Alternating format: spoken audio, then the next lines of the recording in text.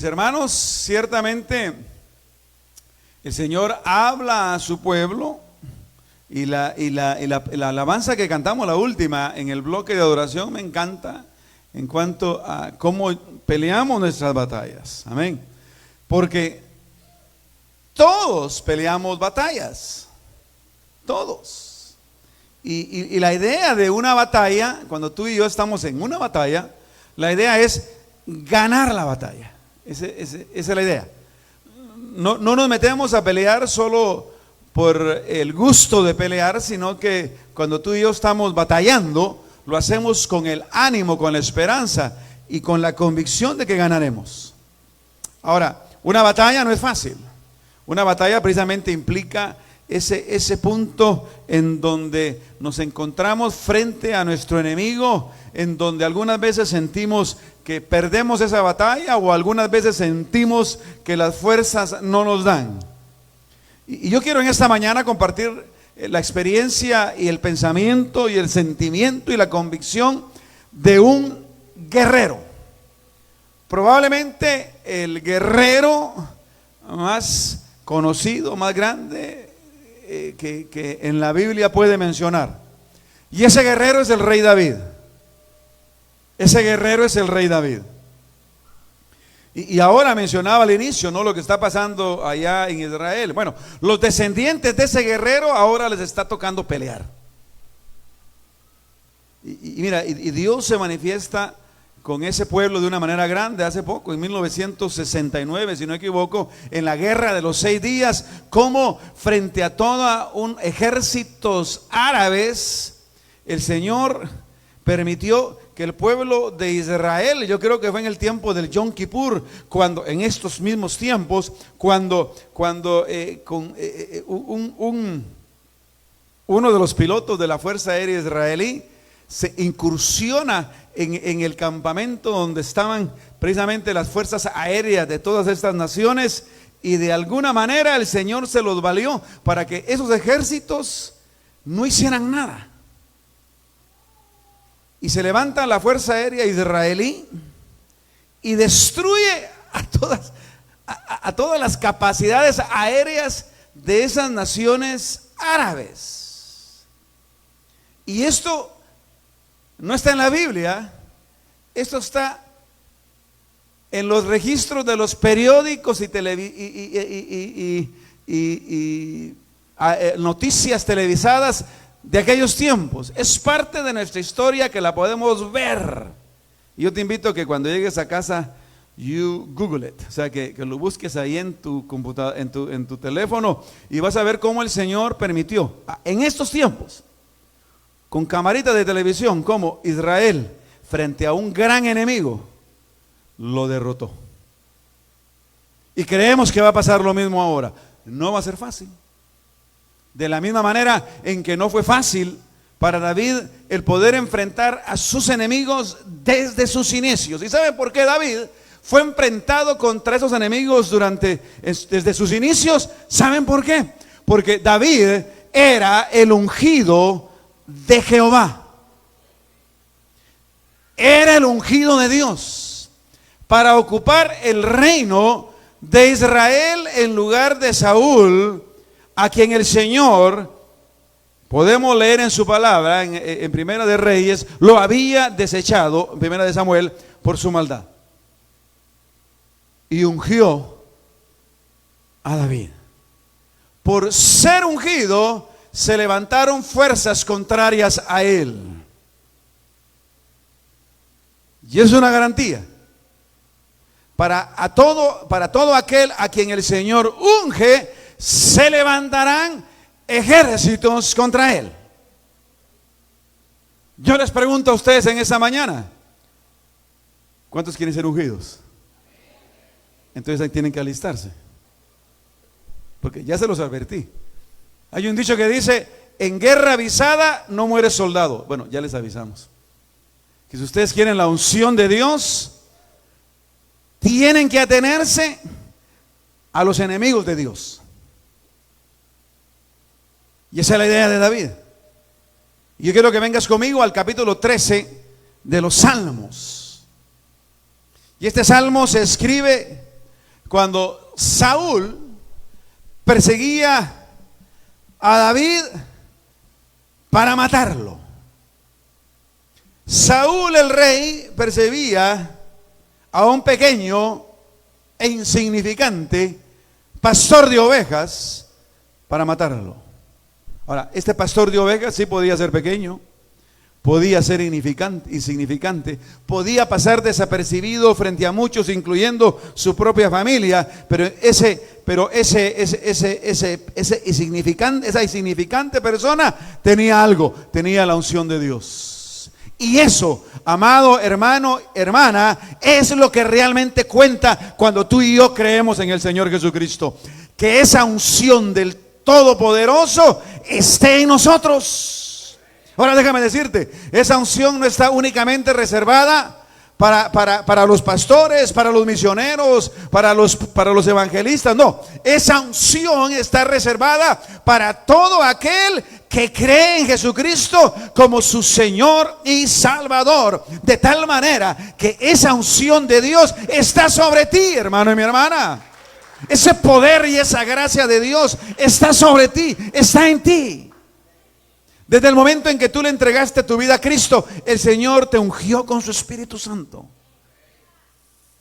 Y por eso tú y yo podemos encontrar en las palabras de David palabras para nosotros. Mira lo que dice aquí la palabra del Señor en el capítulo 13, en el Salmo 13, verso del 1 en adelante. Dice: ¿hasta cuándo, Jehová, me olvidarás para siempre? ¿Hasta cuándo esconderás tu rostro de mí? ¿Hasta cuándo pondré consejos en mi alma, con tristezas en mi corazón cada día? ¿Hasta cuándo será enaltecido mi enemigo sobre mí? ¿Hasta cuándo? Les dije al principio, este salmo David lo escribe cuando está siendo perseguido por el rey Saúl para matarlo. Y viene y todos conocemos las historias de David, buscando protegerse, escondiéndose de muchas maneras. Llegó un punto en que hasta con los filisteos el hombre se hizo literalmente loco, ¿verdad? Y caminaba en las calles, dice, babeando. Y el rey dijo: tengo suficientes locos en esta tierra para que ustedes me traigan otro, ¿verdad? Mira, esa era la situación de David. Pero en medio de todo eso, aunque David fuera el ungido de Dios, él sabía que el Señor lo había ungido para ser rey de Israel. Y en varias ocasiones el Señor le permitió a David tomar la vida de Saúl, el ungido, pero él no lo hizo por no poner la mano sobre el ungido de Dios. Pero de igual manera estaba siendo perseguido, y David no era de palo. David era un hombre como tú y como yo, de carne y hueso, que las cosas que le ocurrían le afectaban. Me llama a mí la atención en la mitad de este versículo 2 cuando dice: ¿hasta cuándo? Dice, pondré consejos en mi alma. ¿Cómo dice? Con tristezas en mi corazón cada día. Es decir, David en su corazón y en su mente, lo que expresa aquí en ese versículo 2 es: ¿hasta cuándo pensamientos negativos vendrán a mi mente y corazón? Porque, hermano, mi hermana, cuando las cosas para ti y para mí se nos ponen difíciles, lo más fácil es pensar que lo peor está por venir. Si tú y yo somos de carne y hueso, eso es natural. Lo mismo le estaba pasando a David. Es decir, David en estos versos lo que está diciendo es que estaba entrando en un proceso de depresión. La enfermedad más grande de nuestra generación es esa, la depresión. La gente, hermano y mi hermana, toma cualquier cosa para escapar a ese sentimiento y pensamiento negativo que inunda su alma. Y poco a poco va creando en ellos un sentido de depresión. Le preguntaba a los jóvenes hace unas semanas, para ellos, ¿qué es depresión? Y alguien me dijo, depresión es tristeza profunda. Tristeza profunda. ¿Cuántos de nosotros hemos estado tristes algún día, alguna vez? Y esa tristeza pareciera como que no se acaba. Yo no sé si a ustedes les pasa, pero hay canciones bonitas que siente uno que rapidito se acaba la canción. Y hay canciones tan malas que solo llevan 30 segundos y siente uno que ha pasado una hora escuchando eso tan malo. Y algunas veces pareciera así la vida, ¿no? Que la vida pareciera para nosotros como una canción mala, como una canción que no nos gusta, pero que dura mucho. Y nos vamos entristeciendo. Y si no tenemos cuidado, nos deprimimos. Eso estaba pasando con David. Ahora, yo quiero que tú y yo pensemos por un instante en esta expresión de David. Cuando dice, ¿hasta cuándo? ¿Hasta cuándo? Cuando yo leo esa expresión del rey David, ¿hasta cuándo? Me hace pensar en varias cosas. Y lo primero que me hace pensar era las expectativas que David tenía de Dios. Ese hasta cuándo es no conformarse con la situación presente, sino pensar y estar seguro que hay algo mejor. Cuando David abre sus labios y delante del Señor exclama, ¿hasta cuándo? Está queriendo, cuando él está diciendo eso, está diciendo, Señor, tú me ungiste para algo mejor de lo que estoy viviendo ahora. ¿Por qué? Porque él estaba ungido para ser el rey de Israel. Él estaba ungido, era el ungido para llevar al frente, para ir al frente de los batallones del ejército de Jehová. Él lo sabía, él lo entendía. Él estaba listo para cumplir ese propósito de Dios en su vida. Por eso cuando él dice, ¿hasta cuándo? Le está diciendo al Señor, Señor, de esto no se trata para lo que tú me has ungido. Por lo tanto, me niego a pensar de que el fin de mi historia va a ser andar corriendo por todos lados, escondiéndome de alguien que no te conoce. Ahora, eso es importante. ¿Por qué? Porque el problema muchas veces de nosotros los seres humanos es que nos conformamos con nuestra situación. El problema de muchas personas es que se da por vencido frente al destino que está enfrentando y piensa de que esa es la voluntad de Dios para su vida.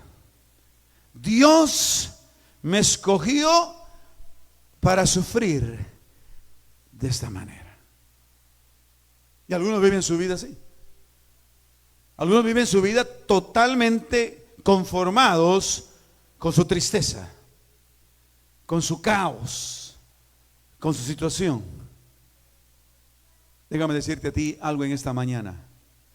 Cualquier cosa que amenace con tu vida, que amenace con el bienestar tuyo, de tu hogar, de tu familia, de lo cual el Señor te ha dado para que tú puedas vivir una vida completamente llena de la presencia de Dios y de victoria en victoria, no es tu destino final. Pero tú tienes que tomar una determinación. Tú tienes que tomar una determinación de decir, bueno, ¿será que voy a vivir toda mi vida así o hay algo mejor para mí? David tuvo en ese hasta cuándo decidirse llegar delante del Señor y decirle, Señor, cumple tu promesa en mí. ¿Hasta cuándo estaré así? Yo no sé cuál es tu situación. Yo no sé cuál es tu situación presente. Yo no sé si tu situación presente es una situación que te hace feliz o te hace infeliz. Yo no sé. Pero déjame decirte una cosa. Si tú vives en la presencia del Señor todos los días de tu vida, y si tú eres aquellos que sabe y conoce cuál es el propósito de Dios para tu vida, entiende bien qué es llevar el nombre de Dios en tu corazón, que entiende bien qué significa que tu nombre esté escrito en la vida, y como la palabra que leímos acá en Mateo 24 decía que el Señor algún día llevará a sus escogidos. Déjame decirte una cosa, tú y yo somos escogidos de Dios. Tú y yo somos escogidos de Él. El Señor nos escogió para salvación desde el vientre de nuestra madre, y tú y yo hemos decidido creerle a Dios. Algunos deciden no creerle a Él. Pero nosotros, los que estamos acá, hemos decidido creerle a Dios cuando Él nos invitó a ser parte de su familia. Ahora, déjame decirte una cosa. Desde el momento que tú hiciste eso, ventanas de los cielos se han abierto. Dice la palabra del Señor que cuando un pecador se arrepiente, dice que en el cielo hay fiesta, porque tú y yo nos arrepentimos y porque tú y yo venimos a ser parte de esa familia de Dios. Ahora, déjame decirte, cuando tú y yo entendemos qué es ser un escogido de Dios, podemos llegar delante del Señor en medio de nuestras situaciones adversas y decirle al Señor, Señor, ¿hasta cuándo? ¿Hasta cuándo? ¿Hasta cuándo esta situación se mantendrá? Cuando tú le dices al Señor eso, tú le estás diciendo al Señor, Señor, yo creo en tu palabra, yo creo en lo que aquí está escrito. Por lo tanto, Señor, yo sé que cuando tú me ungiste para algo. Cuando tú me ungiste para victoria. Cuando tú me ungiste, Señor, para vivir una vida de poder. Como dice en Hechos capítulo 1, verso 8, como todos lo sabemos, y dice la palabra del Señor que cuando el Espíritu venga sobre nosotros, dice, recibiremos poder para ser testigos. Testigos en Jerusalén, en Judea, dice, en Samaria y hasta lo último de la tierra. Es decir, una vida totalmente empoderada por el Señor. ¿Hasta cuándo, Señor, viviré una vida de derrota? Señor, es tiempo de la victoria.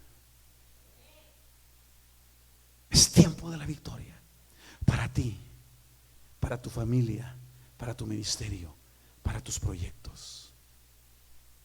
Eso es lo que David le estaba diciendo al Señor. En medio de situaciones difíciles, buscó a Dios. De la misma manera que otro que estaba también en problema lo hizo. Recordamos las palabras de Job, también en el capítulo 13, solo que de Job 13:24, cuando dice, ¿por qué escondes tu rostro y me cuentas por tu enemigo? Recordamos la historia de Job. Hace poco predicamos un poco de él. Como Job, entendiendo quién él era y lo que en su corazón había para Dios en esos momentos de dificultad, él sentía eso. Pero al mismo tiempo él fue capaz de decir lo que nuestro hermano Aarón decía al principio, cuando dijo de que en esta vida somos pasajeros. Job tenía eso bien claro. Y cuando él lo declara, el Señor ve su corazón, ve su intención. Y todos conocemos la historia final de Job, que a pesar que en esos momentos difíciles, ¿a quién buscó él? Job buscó al Señor. Que en esos tiempos difíciles, David, ¿a quién buscó? Buscó al Señor. Yo te pregunto a ti en esta mañana, en esos tiempos difíciles de tu vida, ¿a quién buscas tú? Déjame decirte, Tú y yo estamos llamados y tenemos el gran privilegio que en los momentos difíciles de nuestras vidas, en los momentos de persecución en nuestra existencia, tú y yo buscamos a Dios. David lo hizo confiando en esa unción que había en él, en esa mirada de Dios que él había puesto en él. Déjame decirte, Dios tiene su mirada puesta en ti. Dios tenía su mirada puesta en David. Dios tiene su mirada puesta en ti. Te pregunto, ¿qué vas a hacer? David lo buscó. David le buscó, pero mira lo que dice luego aquí en el versículo 3. Mira, respóndeme, oh Jehová, Dios mío. Alumbra mis ojos para que no duerma de muerte, para que no diga mi enemigo, lo vencí. Mis enemigos se alegrarían si yo resbalara. Hoy por hoy, al pueblo de Israel le corresponde derrotar a sus enemigos. Ya le declararon la guerra. Yo no sé en términos políticos qué pudiese significar eso en los próximos días. Lo cierto es que ya se la declaró. Israel espera que el Señor lo levante. Tú y yo no somos Israel. Somos todavía algo más.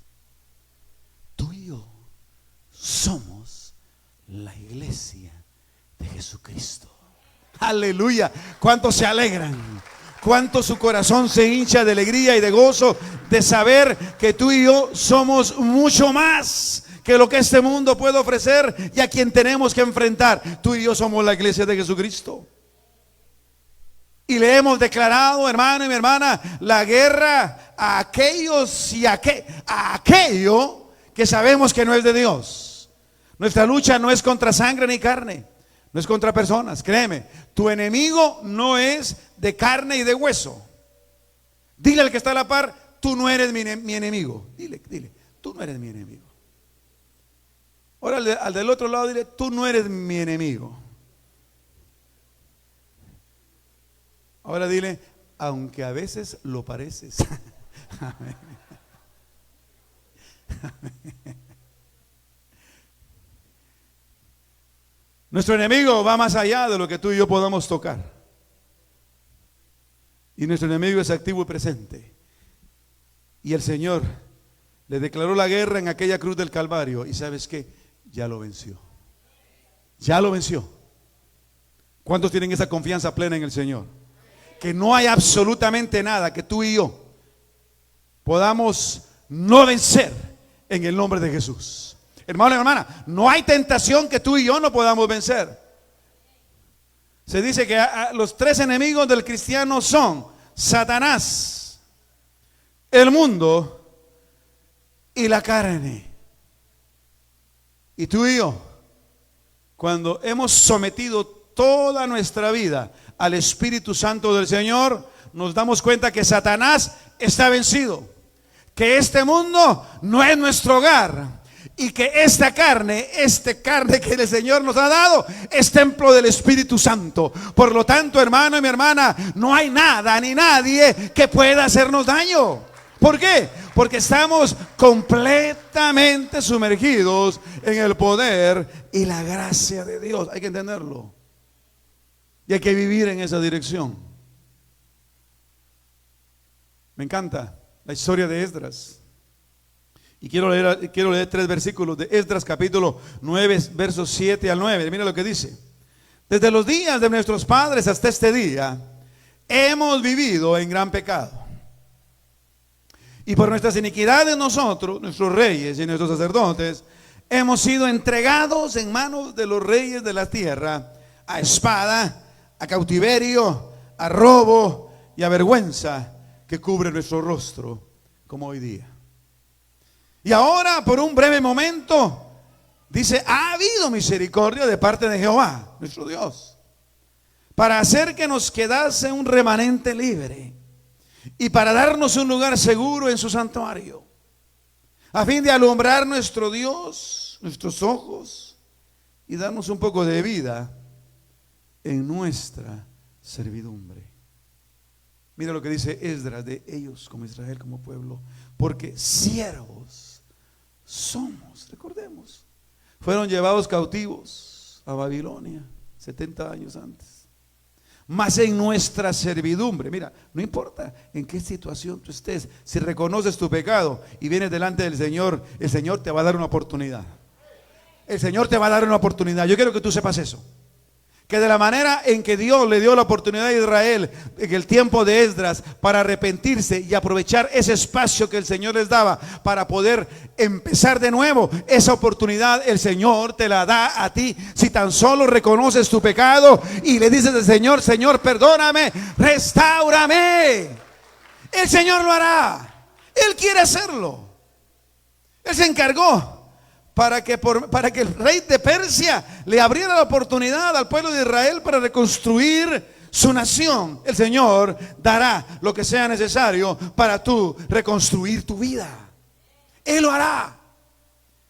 Sigue diciendo aquí en el versículo 9: porque siervos somos, mas en nuestra servidumbre no nos ha desamparado nuestro Dios, sino que inclinó sobre nosotros su misericordia delante de los reyes de Persia, para que se nos diese vida para levantar la casa de nuestro Dios y restaurar sus ruinas y darnos protección en Judá y en Jerusalén.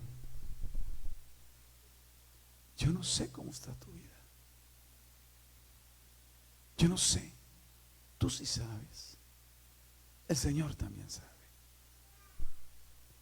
Nuestro Dios es Dios de restauración. Tú y yo podemos poner toda nuestra confianza en Él, como lo hizo Esdras, como lo hicieron aquellos que regresaron a Jerusalén, sabiendo y confiando que los muros de su ciudad, los muros de su nación serían restaurados. Tu vida va a ser restaurada si tan solo pones toda tu confianza en el Dios Todopoderoso. David lo hizo. Esdras lo hizo. Ciertamente tú y yo podemos hacerlo y confiar de que el Señor se las arreglará para levantarnos a ti y a mí. Este es el tiempo. Mira cómo dice en los últimos dos versículos, 5 al 6, dice: mas yo, dice David, en tu misericordia he confiado. Mas yo en tu misericordia he confiado. Mi corazón se alegra en tu salvación. Cantaré a Jehová, porque me ha hecho bien. Mira, si el Señor te salvó ayer, el Señor te salvará hoy. Él es Dios de ayer, Él es el mismo Dios de ayer, Él es el mismo Dios de hoy y ciertamente Él es el mismo Dios de mañana. Puedes confiar en Él, puedes descansar en Él, puedes dejar toda tu carga en Él. Lo puedes hacer. No importa las circunstancias. En este momento, David estaba siendo presionado por Saúl. El problema no se había ido, pero el corazón de David estaba renovado. Mira, cuando tú buscas al Señor con todo tu corazón, con toda tu alma, y verdaderamente tienes bien clara y entendidas las expectativas de Dios para ti, déjame decirte, tu corazón y tu alma será renovado. Tu corazón y tu alma tomará fuerza. cuando David termina este salmo, aunque empezó reconociendo su situación contraria, él termina este salmo diciendo que él confiaba en las misericordias de Dios. Hermano, hermana, en esta mañana, ¿en quién confías tú?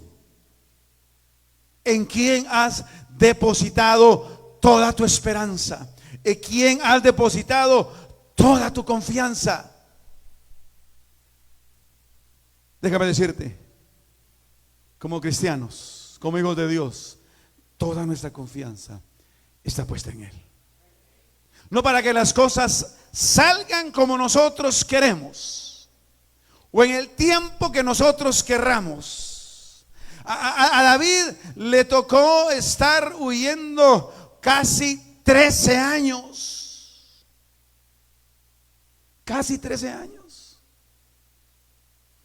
Hasta los 30 años de edad de David, muere Saúl. Y a pesar de que muere, no todo el reino queda en sus manos. Tuvo que esperar otros 7 años para poder unificar ese reino en el cual había sido ungido para ser. Mira, tome el tiempo que tome. Tome la dirección que tome tu vida. Déjame decirte que si tu vida está en las manos del Señor, el tiempo de tu reivindicación, el tiempo de tu victoria, el tiempo en donde tus enemigos caerán delante de ti, ha de llegar.